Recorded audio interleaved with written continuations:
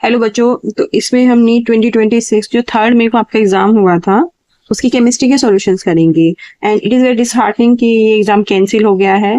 So please don't lose hope. ये कहना बहुत आसान है लेकिन करना बहुत मुश्किल है, लेकिन स्टिल मैं बोलूँगी कि प्लीज़ डोंट लूज होप और आप अपनी हिम्मत बांधे रखिए और अगली डेट तक के आने का बिल्कुल वेट मत कीजिए और अपना रिवीजन चालू रखिए। तो चलिए स्टार्ट कर दे। क्वेश्चन नंबर 1 कैसा आया था कि आपको लिस्ट 1 दिया हुआ है, इसको मैच करना था लिस्ट 2 से। तो देखिए लिस्ट 1 में है आपका प्लेटिनम और Cl2NH3 होल ट्वाइस। पहले मैं इसको नॉर्मली देख लेते हो। किसी चीज में घुसने से पहले एक बार उसको आप मोटा मोटा तरीके से देखिए कि हम नॉर्मली इसको सोल्व कर सकते हैं। तो इसका जो कोऑर्डिनेशन नंबर है वो 4, क्योंकि 2 आपके लिगेंड कौन से है, क्लोरीन, और 2 है आपके अमोनिया के। तो कोऑर्डिनेशन नंबर आपका इसका 4 हुआ और एक 4 इसमें NiCl4 है, ठीक है, और बाकी में 6 है और 5 है। तो कोऑर्डिनेशन नंबर मेरा कितने हैं, 4, 6, 4 एंड 5। अब आप ये देखिए कि 4 के केस में या तो आपका DsP2 होता है या sp3। DsP2 के केस में आपका क्या बनता है, स्क्वायर प्लेनर, एंड sp3 के केस में आपका क्या बनता है, टेट्राहेड्रल। अब पेयर अप कौन से केस में होते हैं, ठीक है, जो आपका स्क्वायर प्लेनर है ये बनेगा आपका इनर ऑर्बिटल कॉम्प्लेक्स। अगर बनेगा तो आपका स्क्वायर प्लेनर बनेगा, ठीक है, इनर ऑर्बिटल कॉम्प्लेक्स बनेगा तो आपका क्या बनेगा, स्क्वायर प्लेनर बनेगा। आउटर ऑर्बिटल कॉम्प्लेक्स बनेगा तो आपका टेट्राहेड्रल बनेगा, राइट। इनर ऑर्बिटल कॉम्प्लेक्स बनेंगे आपके जब इन्वॉल्व होंगे स्ट्रॉन्ग फील्ड लिगेंड, जब इन्वॉल्व होंगे कौन से, strong field ligand. Outer orbital complex बनेगा जब आपके इन्वॉल्व होंगे वीक फील्ड लिगेंड। अब देखिए, अब आपको अब कैसे पता चले कि स्ट्रॉन्ग फील्ड लिगेंड और वीक फील्ड लिगेंड, इसके लिए आपकी स्पेक्ट्रोकेमिकल सीरीज होती है, उसको आप देखिए अपनी बुक में, तो उसमें आप पता लगा सकते हैं कौन से स्ट्रॉन्ग फील्ड है कौन से वीक फील्ड है। जैसे मैं आपको बता दूं थोड़ा सा, जैसे CO है ये बहुत स्ट्रॉन्ग फील्ड लिगेंड है, फिर आपका है CN साइनाइड आयन, फिर PPH3, फिर NO2 माइनस, फिर ये, फिर इन, फिर पिरिडिन, और फिर अमोनिया, उसके बाद EDTA 4 माइनस, इसके बाद आपका हो जाएगा CH3, CN, फिर NCS, फिर H2O, फिर O2 माइनस, फिर C2O4, फिर OH माइनस, फिर F माइनस, फिर N3 माइनस, उसके बाद है O, फिर क्लोराइड आयन, फिर SCN, फिर H2 माइनस, फिर ब्रोमाइड आयन, और फिर आयोडाइड आयन। देखिए क्लोराइड कहाँ है और अमोनिया कहाँ है, यानी कि अमोनिया क्या है, स्ट्रॉन्ग फील्ड लिगेंड है।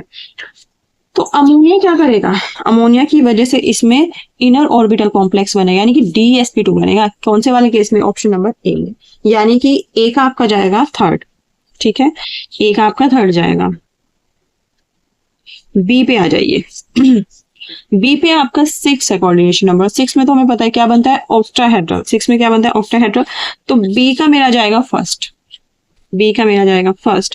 सी का मेरा जाएगा, देखो क्लोरीन तो वीक फील्ड लिगेंड है, ठीक है, तो ये तो आउटर ऑर्बिटल कॉम्प्लेक्स बनाएगा, तो ये बनाएगा टेट्राहेड्रल। तो सी का जाएगा 4, जो बचा वो डी। डी का जाएगा 5, इसमें कोऑर्डिनेशन नंबर है, तो फिफ्थ का क्या होगा आपका सेकेंड।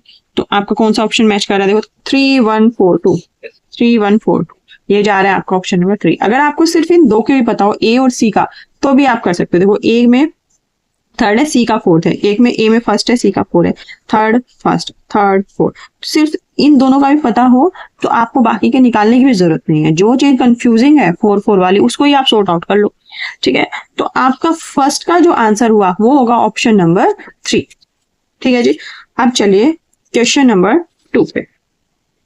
क्वेश्चन नंबर 2 में देखिए आपको बताना है EMF of the half cell given below.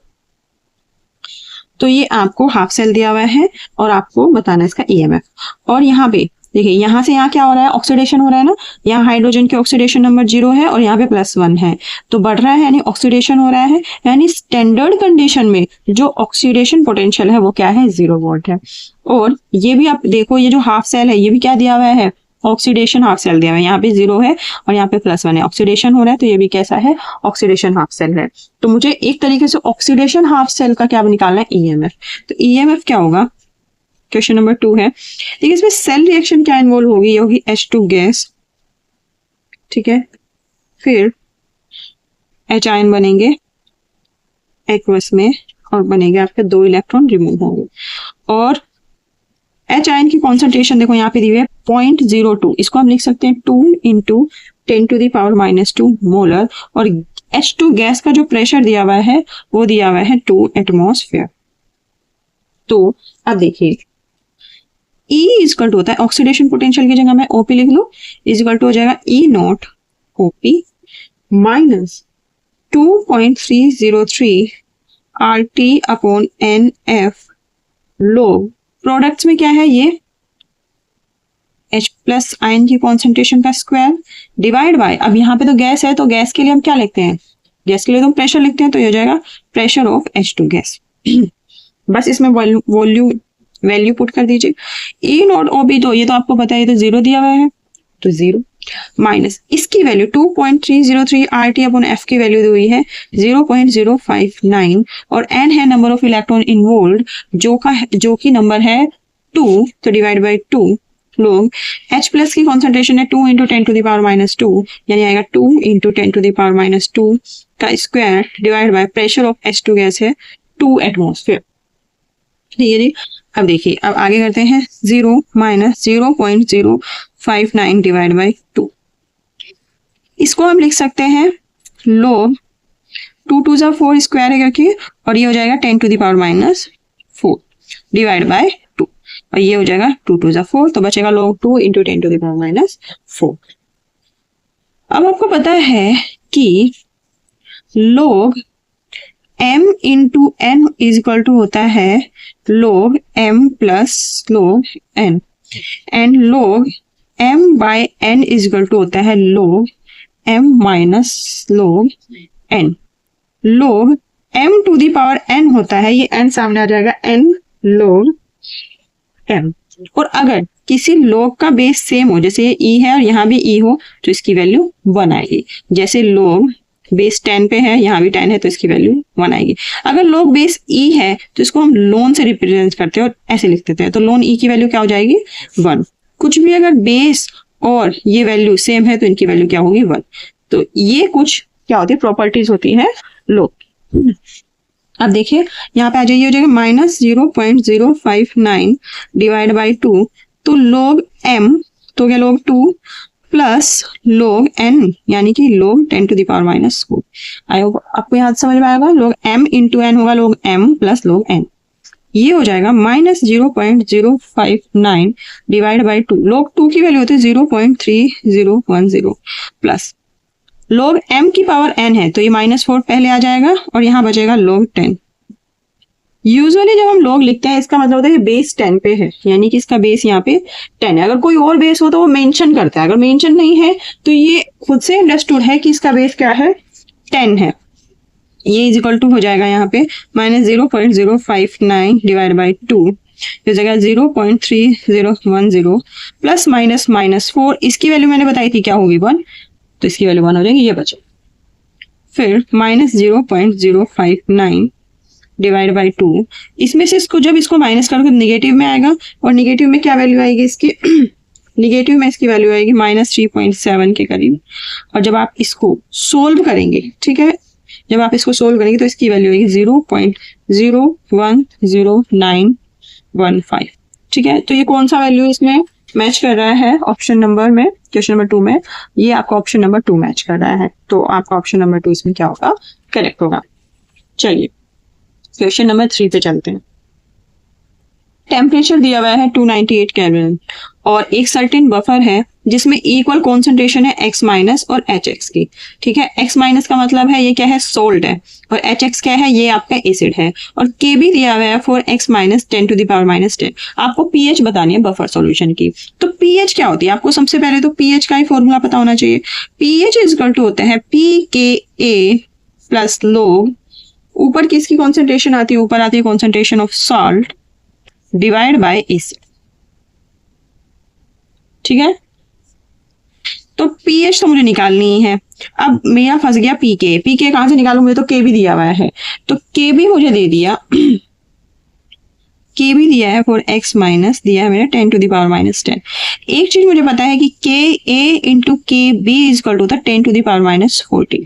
यहाँ पे के बी की वैल्यू रख दूं अगर मैं, तो K A into 10 to the power minus 10 is equal to हो जाएगा 10 टू द पावर माइनस 14।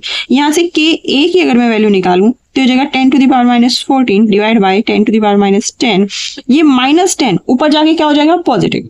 ठीक है, जो नीचे जो साइन होता है ऊपर जाके रिवर्स हो जाता है, अगर ये प्लस होता तो ऊपर जाके क्या हो जाता, माइनस हो जाता। तो हो जाएगा 10 टू द पावर माइनस 14 और ये पावर क्या हो जाएगी, ऐड हो जाएगी, माइनस 10 क्या हो जाएगा, प्लस 10। तो यहाँ पे आपको बचेगा 10 to the power minus 14 plus 10 कितना बचेगा, माइनस 4। के ए आपका ये हो गया।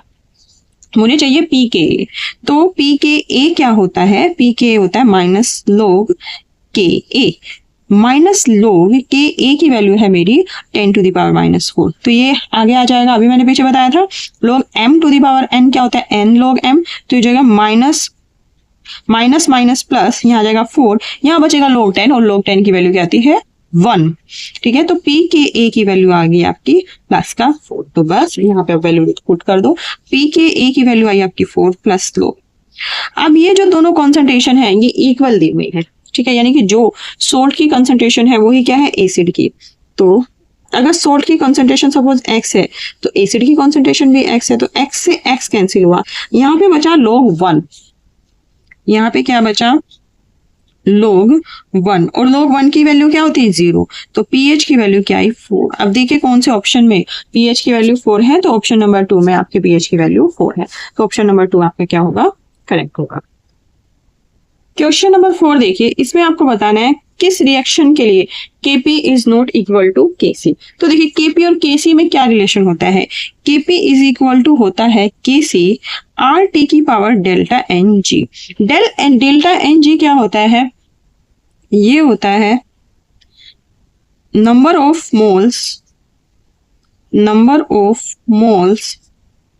Of gaseous products minus number of moles of gaseous reactants. ठीक है, अब इसमें जब ये दोनों नंबर ऑफ मोल इक्वल होंगे तो डेल Ng की वैल्यू 0 आएगी, और किसी की भी पावर 0 हो तो उसकी वैल्यू 1 होती है। तो Kp इज इक्वल टू होगा Kc RT की पावर 0, तो ये पूरी वैल्यू 1 हो जाएगी, तो Kp इज इक्वल टू होगा Kc। यानी कि उस केस में इसने पूछा है कि किसके लिए दोनों इक्वल नहीं है, यानी कि उस केस में इक्वल नहीं होंगे जहां पे गैसियस प्रोडक्ट्स और गैसियस रिएक्टेंट्स इक्वल ना हो। तो बस ये देखो, इसमें गैसियस प्रोडक्ट्स 2 है और गैसियस रिएक्टेंट भी 2 है, तो इसमें तो क्या होगा, ये इक्वल होंगे, तो ये वाला तो नहीं है। दूसरे में चलिए, इसमें गैसियस प्रोडक्ट्स 2 है और गैसियस रिएक्टेंट्स भी 2 है, इसमें भी नहीं होगा। ऑप्शन नंबर 3 में जाइए, प्रोडक्ट में 2 है और रिएक्टेंट्स में कितने हैं, 4 है, इसमें डिफरेंट है भाई। तो ऑप्शन नंबर 3 नंबर 5 है, आपको ये रिएक्शन दी हुई है और प्लॉट किया गया है कॉन्सेंट्रेशन R को टाइम के वर्सेस, और निगेटिव स्लोप आती है, तो आपको बताना है ऑर्डर ऑफ रिएक्शन। तो देखिए 5th है, जीरो ऑर्डर रिएक्शन के लिए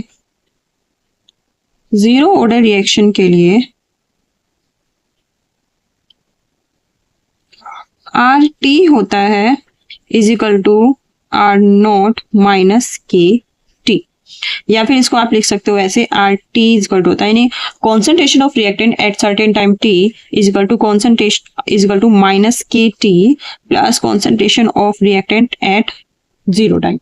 अब इसको Y is equal to mx plus C से कंपेयर करो। C यहाँ पे क्या होता है, C यहाँ पे इंटरसेप्ट होता है, तो इंटरसेप्ट R0, तो क्या R0 आ रहा है, यस।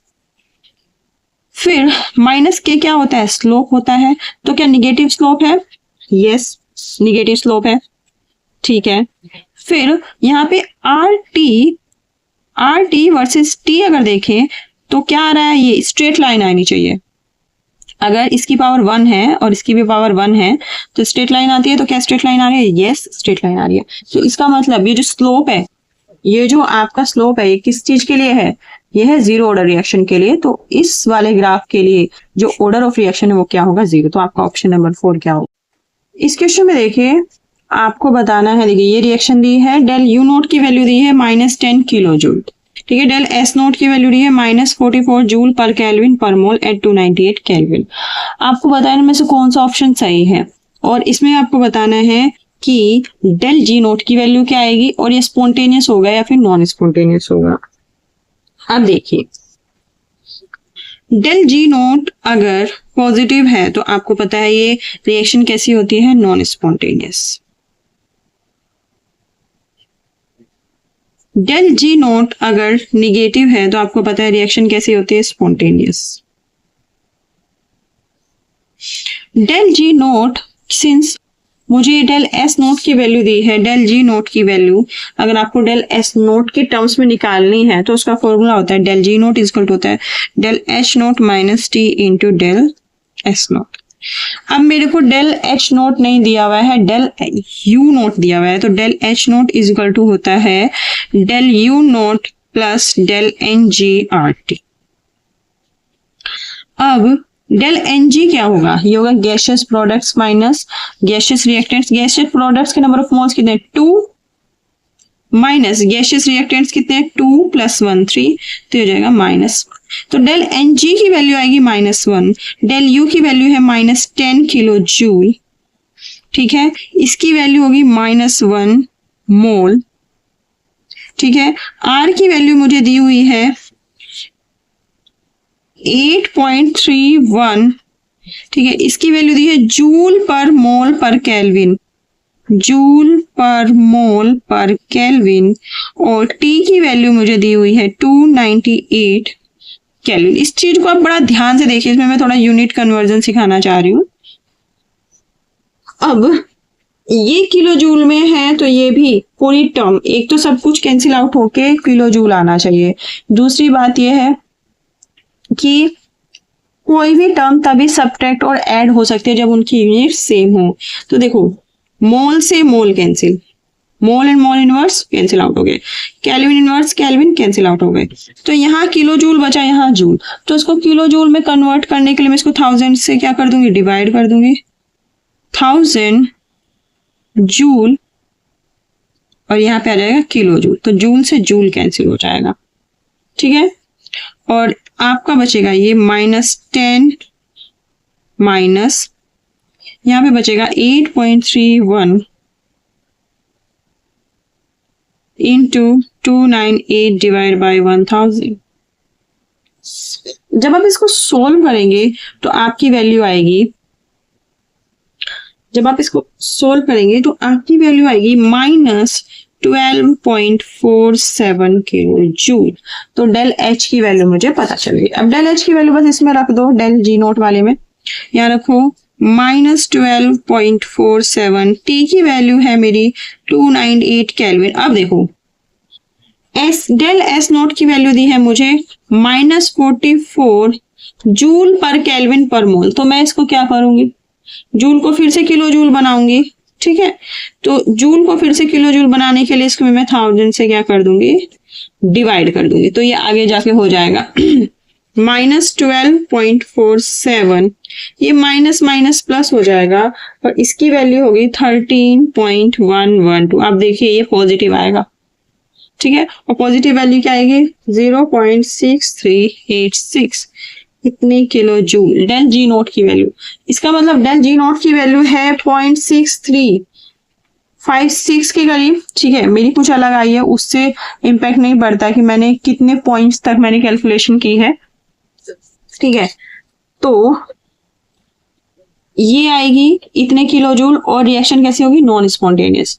अगर डेल जी नोट की वैल्यू पॉजिटिव होती है तो नॉन स्पॉन्टेनियस होती है, तो इसका मतलब आपका ऑप्शन नंबर ए इसमें क्या होगा, करेक्ट होगा। चलिए क्वेश्चन नंबर 7 पे चलते हैं।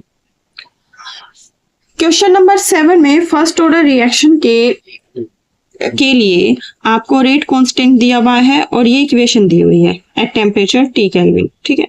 आपको बताना है एनर्जी ऑफ एक्टिवेशन बतानी है किलो कैलोरी पर मोल। देखिए आप एक बात याद रखिए, जैसे किलो कैलोरी लिखते हैं ना उसमें K स्मॉल बनता है, ठीक है, और जो नॉर्मल आप रेट कांस्टेंट होता है उसमें K कैपिटल लिखते हैं, इस बात को आप ध्यान रखिए, ठीक है।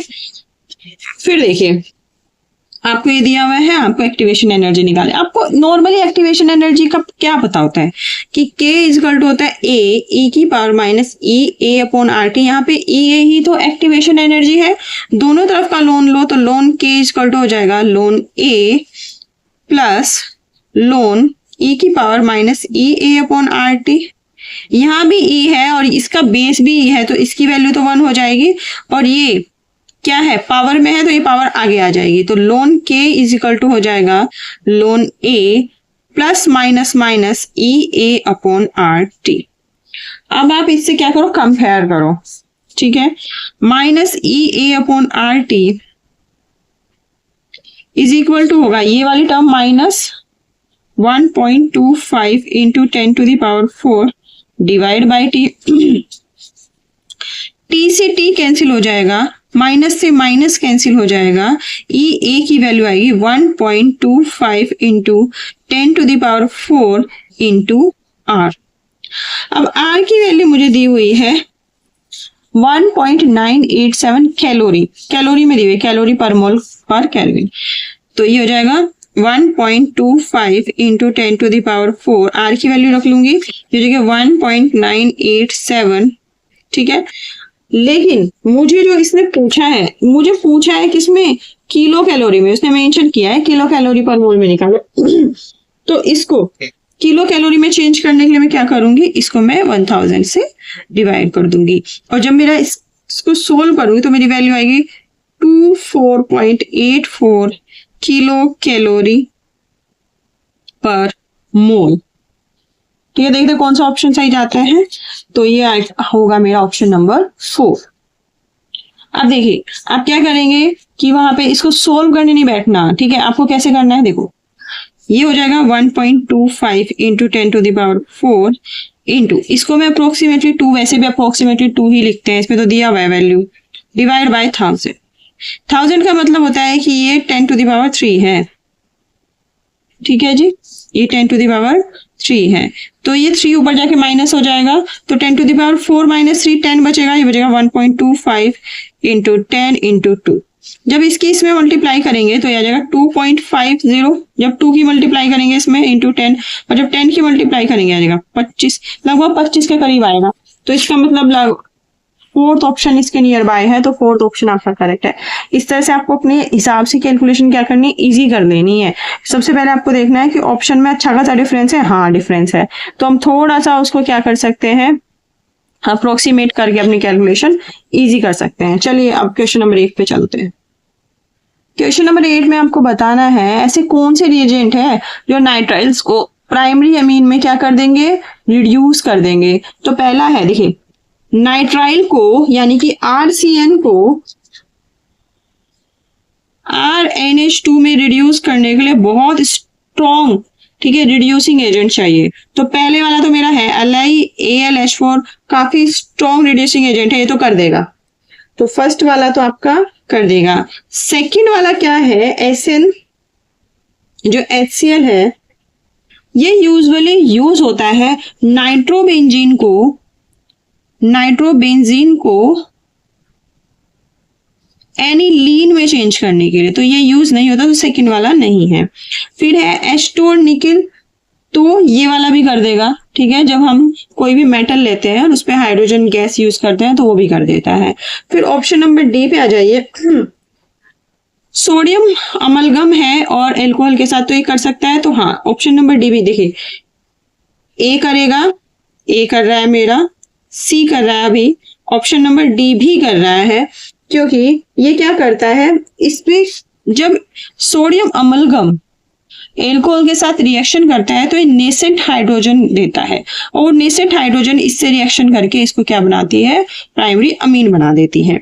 फिर ऑप्शन नंबर ई में जाइए, ब्रोमीन को अगर एक्वस NaOH के साथ रिएक्शन कराए तो क्या करता है, तो ये नहीं करता, ये उल्टा क्या करता है, जो आपके एमाइड ग्रुप हैं उनको क्या करता है, उनको अमीन्स में चेंज कर देता है, और इसमें एक कार्बन क्या होता है, कम हो जाता है।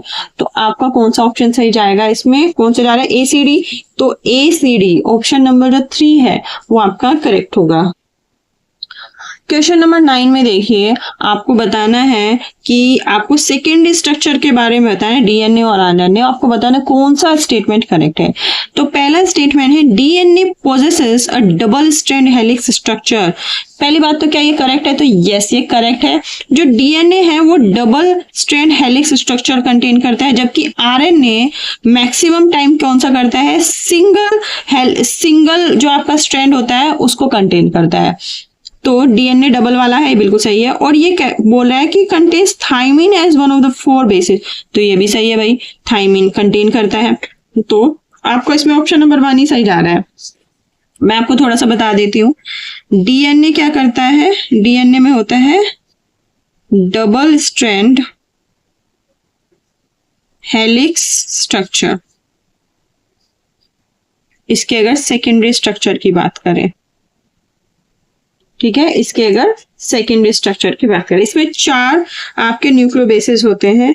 4 न्यूक्लियोबेसेस कौन कौन से होते हैं?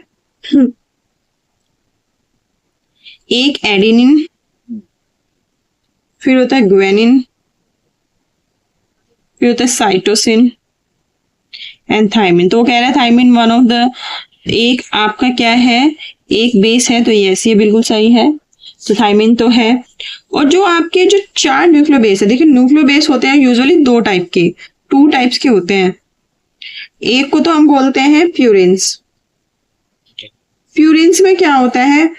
डबल रिंग होती है, 2 रिंग होती है। एक तो 6 मेंबर रिंग होती है, एक 5 मेंबर रिंग होती है, ठीक है। तो ये वाले कौन से हैं?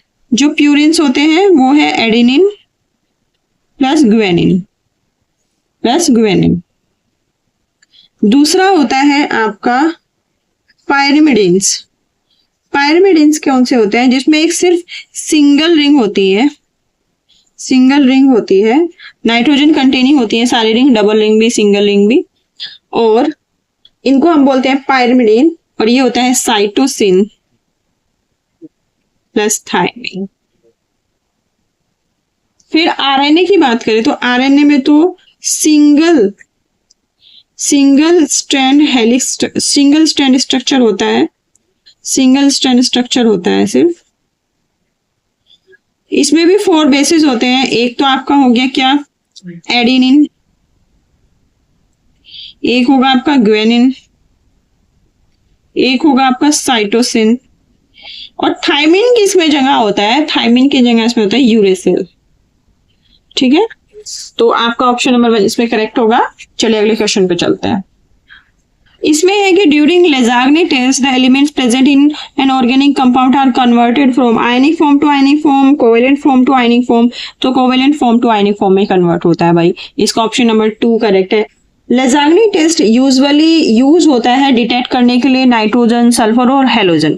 इसमें क्या होता है कि जो आपका ऑर्गेनिक कंपाउंड है इसको सोडियम के साथ फ्यूज कर देते हैं। फिर सोडियम के साथ फ्यूज करके उसमें क्या करते हैं? वाटर में उसको क्या करते हैं? मिक्स करते हैं। वाटर में मिक्स होते ही ये क्या करते हैं? आयंस में टूट जाता है, ठीक है। जब आयंस में टूटेगा तो आप इनके कलर से या फिर प्रेसिपिटेशन रिएक्शन से इसको डिटेक्ट कर सकते हैं कि इसमें कौन सा एलिमेंट है, ठीक है।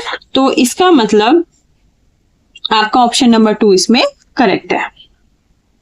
क्वेश्चन नंबर 11 है कि क्लोरोफॉर्म और एसीटोन जब सॉल्यूशन फॉर्म करता है तो निगेटिव डेविएशन दिखाता है राउट्स लॉ से। ऐसा क्यों होता है? तो पहला ऑप्शन है कि स्ट्रॉन्गर इंटरमोलिकुलर फोर्सेस होते हैं between chloroform molecules then between chloroform and acetone molecules. फिर है formation of hydrogen bonding between acetone and chloroform. तो ऑप्शन नंबर 2 इसमें करेक्ट है। इन दोनों के बीच में हाइड्रोजन बॉन्डिंग क्या होती है? फॉर्म हो जाती है, जिसकी वजह से क्या होता है कि ये लिक्विड फॉर्म में ही ज्यादा रह जाते हैं और वेपराइज कम होते हैं, जिसकी वजह से क्या होता है? इसका जो वेपर प्रेशर होता है वो नॉर्मली जो हमें मिलना चाहिए उससे कम आता है, जिसकी वजह से ये निगेटिव डेविएशन शो करता है। तो आपका ऑप्शन नंबर 2 इसमें क्या होगा? करेक्ट होगा। क्वेश्चन नंबर 12 है in a test tube containing a salt. एक टेस्ट ट्यूब है, उसमें कुछ सोल्ट है, उसमें कुछ ड्रॉप्स आपने H2SO4 की डाली, डाइल्यूट H2SO4 की, और इसने कलरलेस वेपर्स दे दी। उसके बाद उसमें विनेगर की स्मेल आई। तो आपका कौन सा आयन होगा, कौन सा एनायन होगा। फिर इसने बोला कि जो ये वेपर्स है ना, ये ब्लू लिटमस को रेड में कन्वर्ट कर देता है। ब्लू लिटमस को रेड में कौन कन्वर्ट करता है, एसिड। तो यानी कि जो आपकी वेपर्स हैं वो कैसी हैं, एसिडिक हैं। तो आपका कौन सा आयन होगा बताओ, तो इसमें आयन होगा आपका एसीटेट आयन, क्योंकि जो विनेगर की स्मेल होती है वो कौन सी होती है, एसिटिक एसिड की वजह से होती है, इसकी वजह से। तो आपका कौन सा आयन होगा, CH3CO माइनस, क्योंकि एसिटेट आयन की जब रिएक्शन H2SO4 से करोगे, डाइल्यूट H2SO4 से करोगे, तो आपको क्या मिलेगा, एसिटिक एसिड। और इसी की स्मेल कैसी आएगी, विनेगर जैसी इसकी स्मेल आएगी। ठीक है, तो अब नेक्स्ट पार्ट में हम इसके फर्दर क्वेश्चंस करेंगे। और अभी भी अगर आपको कोई डाउट है किसी क्वेश्चन में, वैसे तो मैंने कोशिश की है थोड़ा डिटेल में ही बताने की, फिर भी अगर आपको कोई डाउट है तो आप कमेंट सेक्शन में पूछ सकते हैं, मैं उसको कोशिश करूंगी आपको एक्सप्लेन करने की। तो अभी के लिए थैंक यू सो मच।